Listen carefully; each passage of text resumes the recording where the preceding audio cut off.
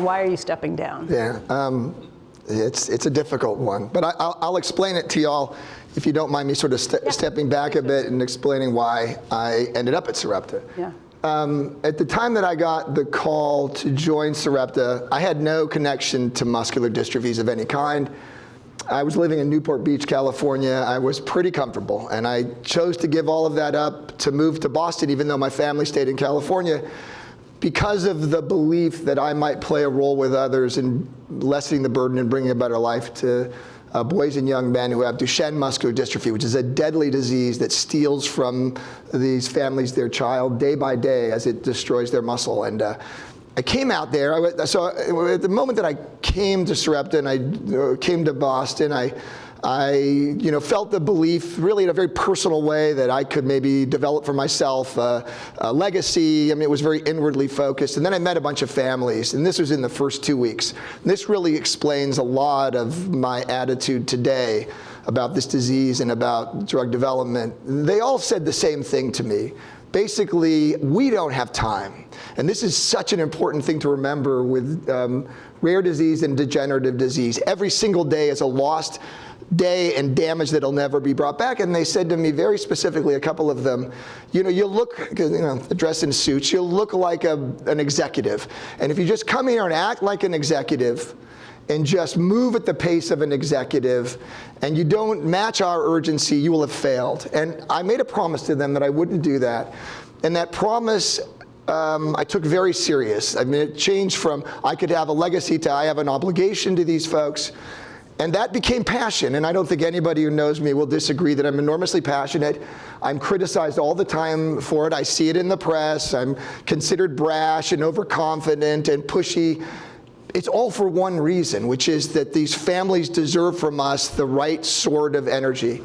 And so I've had that passion for a very long time, and then something happened in late 24 first. We did a transaction where we gained access to this extraordinary pipeline of really exciting therapies for other deadly diseases called siRNA technology. And the lead asset there was for a muscular dystrophy called DM1 or myotonic dystrophy. I knew nothing about it, by the way, other than it would be a great target for us to go after. It's a deadly disease. And then the weirdest thing happened, one of the most ironic twists of fate. Somewhere maybe 4 or 5 months later, 2 of my immediate family members, 2 of the people closest to me in life, were diagnosed with classical DM1, and 3 of my extended family were diagnosed with DM1. So I realized a few things. I can't do this job from a distance. I can't do it from California. The company is in great shape. I should just mention that. We're strong financially. We do over $1 billion in sales. We're profitable. We're cash flow positive. We have this enormous pipeline. We have therapies that are bringing a better life to kids every single day with enormous opportunities. And I have one of the best teams and most passionate teams one could ever imagine. They're in great shape. And so by the end of this year, I've decided I need to spend my time in California dealing with the realities of DM1. First of all, I've known about your family story, and I'm very, very sorry to hear it. Second of all, you're not stepping away completely. You will still have connection to the company. Oh, for sure. From an advisory perspective, maybe on the board still too? I imagine I'll still be on the board. I can't imagine, this passion can't go away in one day. Yeah. Whether I wanted to or not, it's not possible. Yeah. I want to start with you, and we've got so many things to run through, but I want to start with you by talking about what you have learned. You and I have been talking offline for over a year now. What have you learned in the struggles you've gone through with the FDA? What do you think is possible? What are the well, I think there's an enormous possible. We stand at a really interesting place. Let me say, and I don't say this just to be complimentary, this concept of CNBC cures is an N of 1 idea. This idea that we can actually start talking intelligently about rare disease is absolutely necessary. We don't do this enough. We're sitting in a really interesting place. The science has made leaps and bounds of advancement over the last 30, 40 years. We understand the human genomes in ways we could never have imagined 30 or 40 years ago. So that means there's this enormous opportunity, right? There's some 7,000, 8,000 rare diseases. 80% of them are monogenic diseases. We can save a lot of lives. On the other hand, We are applying the tools that were built, decades and decades ago to evaluate these therapies in ways that crush the ability to get them to patients on time and cost enormous expense when they get there. Be specific. What do you mean?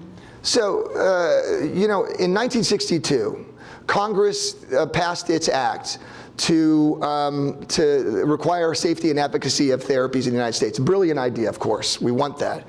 And then we have never looked back. We've heaped requirement after requirement after requirement, decade after decade after decade. So as we sit here today, right, it takes some 10 years, in the case of rare disease, often 15 years to develop a therapy. It costs billions of dollars to develop that therapy. And when the investor, people like Peter Kolchinsky, first put their first dollar in, the probability of success is nearly zero. And then the drug gets at the other side of it and it's extraordinarily expensive. And we're surprised by that, but we shouldn't be surprised by that. It is literally the cost of development plus time plus risk that's causing that. We need to do something different. We need to engage in an exercise, in my opinion, that is not easy to do. By the way, it's easy to talk about, and I can talk about it like it can be done overnight. It can't. We need to do a real exercise inside of our regulatory agency, FDA, from a bottoms-up, expert-up, coal-face up perspective to reduce requirements that don't match current science and reduce requirements that don't add sufficient insight versus their expense on safety and efficacy. And I've got a number of, we ought to have an overall design feature that says that the FDA will have the minimally sufficient, least burdensome approach to proving safety and efficacy. We ought to balance the risk that we get a therapy on the market that ultimately is ineffective, which is an enormously important exercise. We shouldn't lose sight of that. But we need to balance it as well about the damage that's done by failing to get a therapy on the market or greatly delaying a therapy to the market that would be effective.